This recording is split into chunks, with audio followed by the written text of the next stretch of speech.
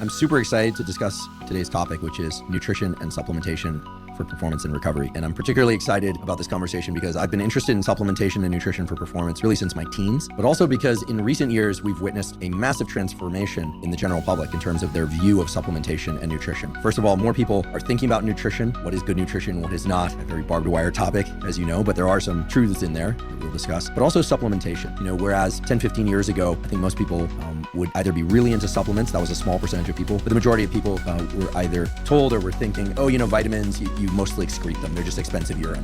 Nowadays, it seems that many people, including many of my colleagues and physicians, all the way down to sports performance experts, are taking and making recommendations about certain supplements. And so the way that I like to think about supplements is that they aren't necessarily just supplements, which makes it sound like they are augmenting what should already be there, but you're not quite getting enough of. But indeed, a lot of these things we call supplements are very potent compounds that can transform our ability to perform in the short term, to recover from exercise, and that can really shape brain chemistry, hormone patterns acutely and when taken long term. So I'm very excited about today's topic and to be able to try and sort through this, let's call it a cloud, hopefully not a storm, but this cloud of supplements that are out there, because indeed, many of them are excellent and can provide us a lot.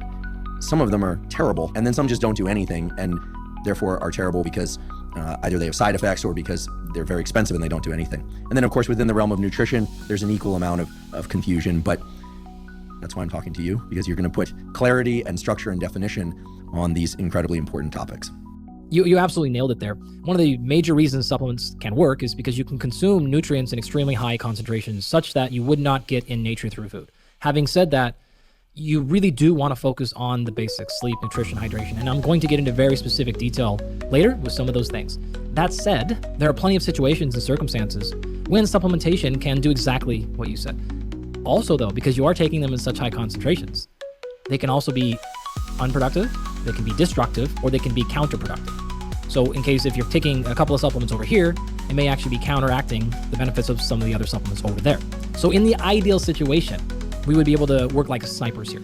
So we would be able to run full biological testing. So extensive blood work and saliva and urine and stool, and have an in-depth analysis of your gut microbiome and your stress patterns and your time of day and your cortisol curve and like all the things that we do in our high performance folks. With that, then we can get extremely high precision supplementation. And quite honestly, our philosophy is we only give individuals exactly what they need. So even some of the standard, generally safe and effective supplements, we don't really necessarily use them if there's no specific need.